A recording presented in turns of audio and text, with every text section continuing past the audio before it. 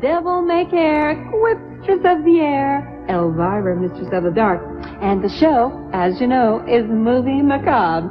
And once again, it's time to set sail for adventure in the South Seas. It's off to Blood Island for the O-positive time of your life. Now, it has come to my attention that we're developing a little problem here. Seems that some of you have been caught dozing off during the movie. Naughty, naughty. We must do something about that. There will be a quiz at the end of the show, so keep those peepers peeled. Now, let me tell you about the movie, okay? Something called Beast of the Dead.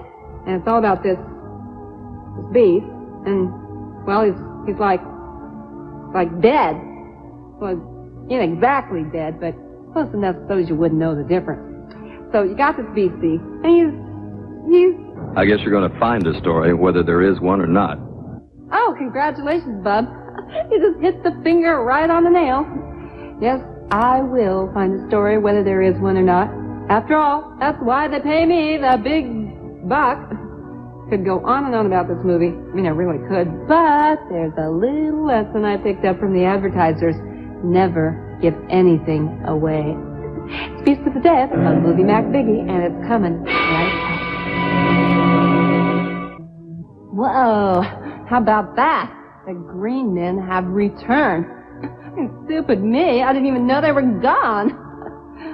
Green men? This is one of them movies you are just going to have to bear with for a while before it starts making any sense. I mean, who knows? Maybe it'll never make any sense. We've had a few like that before, too. Like about most of them. Anyway, don't you just love that Miss Russell chick, you know, the one who looks like she's on some doggone princess cruise in that cute little white mini dress of hers? Oh, and of course her $200 camera. I mean, she doesn't have any film, just a camera. I've been keeping count, and she has already taken like about 100 snapshots, and not once has she even stopped to load that sucker. Now, in just a minute, we'll get back to Blood Island as our motley crew goes in search of something sinister, like maybe a plot. Mention what we talked about to anybody. My lips are sealed, Buster. Somebody here on the crew asked me if I had any idea where they filmed this turkey. I think it might have been in Bora Bora. You know, like very Bora Bora. But don't let me make up your minds for you. Tell you what, if you're having a good time, let me hear you say, "Hey now." Hey now. Let's try this.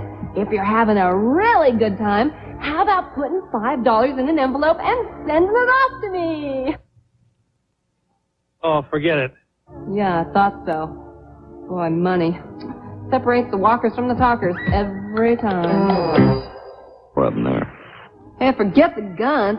Somebody go for the kerosene. I understand that celluloid catches fire real easy.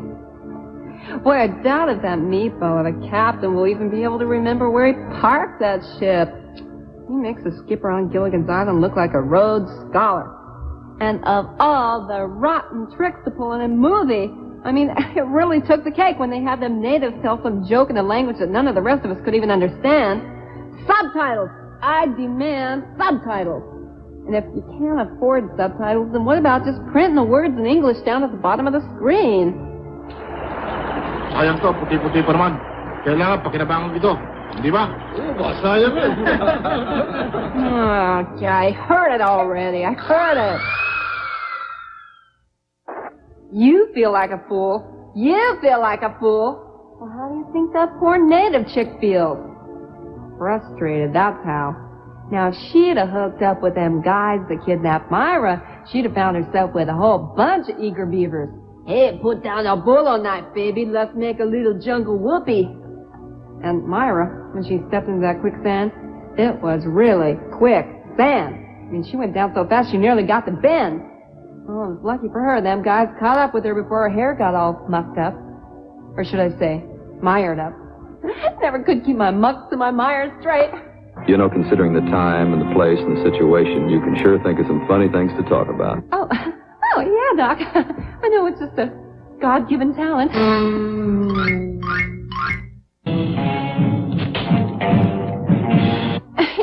Oh no! The movie's only about half over, and I am going out of my mind. And it's so bad, it's driving me up the wall. I will never make it through this turkey, never. Why can't we even run a good movie just for once? I mean, just once. I hate this job. Oh. Believe me, I know how difficult this must be for you. Oh, yeah, well, thanks for the sympathy, Bub. I appreciate the sentiment. And I know it must be rough on you, too. I mean, heck, I only have to watch it. You had to be in it. But how much longer is this going to go on?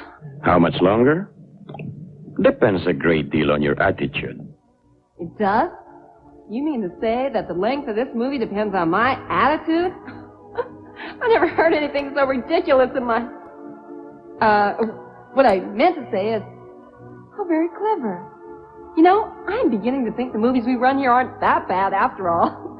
I mean, when you think about it, the job, well, it's a pretty darn good one, isn't it? I mean, I kind of like it. No, I love it. I really love this job. Is the movie over yet? I think, really, I love this job. Go away now. You are making me uncomfortable again. So you're right to. And by the way, honey, we pronounce that word uncomfortable. Can you say uncomfortable? Uncomfortable. Yeah, well, I guess it's close enough. Boy, if I have one piece of advice for that chick, it's to stop being so doggone aggressive. And just because she can beat a guy in the village at arm wrestling doesn't mean she can go around bulldozing somebody into a relationship. In a word, girl, it makes them feel uncomfortable. What you gotta do is exactly what I did. You gotta play hard to get. Now, it's the only way you're ever gonna find a... Hello? Oh, yes, I'd love to go out. Sure, where are we going? Oh, really? Doesn't matter to me. I'll go anywhere. Oh, wait, who is this?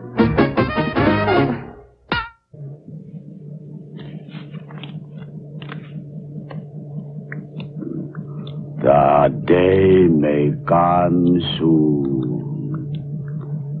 Lorca.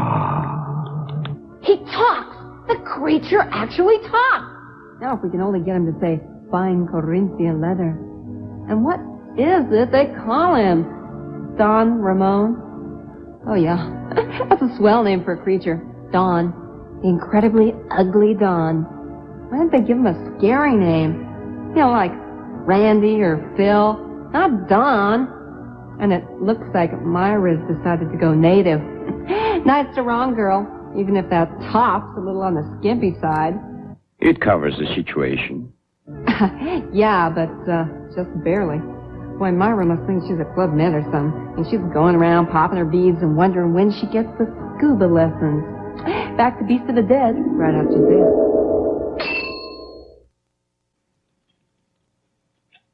Gee, it kind of makes you wonder what they have against just taking the road. I'm still working on my attitude, trying to will this thing over and done with. You heard the guy say it all depended on my attitude, so I've been trying... Now, who the heck could that be? Hello, Elvira, Mistress of the Dark. Hello, Elvira. Well, what do you know? They ain't the world's favorite meatball, crazy old Mr. B. What do you want, breather? Well, as Stevie Wonder always says, I just called to say I love you. Yeah, well, as Michael Jackson always says, beat it! Wait, Elvira. It's joke time. What? Did you say choke time? No, I said joke time. Joke time. Oh. Say it with me. Joke time. That's right. Now, what do you get when you cross a praying mantis with a termite? Beats me. An insect that says grace before it eats your house. Oh, dumb. Stupid. Hooray! It's over! And I willed it. You've heard of the power of positive thinking? Well, this was the power of positive thinking. The movie was positively thinking. But it's over now, and now it's time for that little quiz I mentioned at the top of the show. Hope you didn't do any dozing. Okay, pencils ready? This is multiple choice. Now, question 1. Beast of the Dead was A, about a beast, B, about a dead beast, or C, about an hour and a half too long. Okay. Question 2. The real hero of this movie was A, Doc Foster, B, Don Ramon, or C, the guy at the projector who flipped the off switch. Now, question 3. The most exciting moment of the evening was A, the love scene between Myra and Doc Foster, B, the headless monster's attack on Dr. Lorca, or C, the commercials. Yay. Now, this is a bonus question. In my opinion, the actor who turned in the best performance was A, John Ashley as Jim Foster, B, Eddie Garcia as the mad Dr. Lorca, or C, Jerry Mathers as the Beaver. And of course, the correct answer to all of the above is none of the above. And if you actually did manage to sit through this turkey without falling asleep, you are a bigger loser than I thought. Oh, and next time you do nod off, I hope you have unpleasant dreams.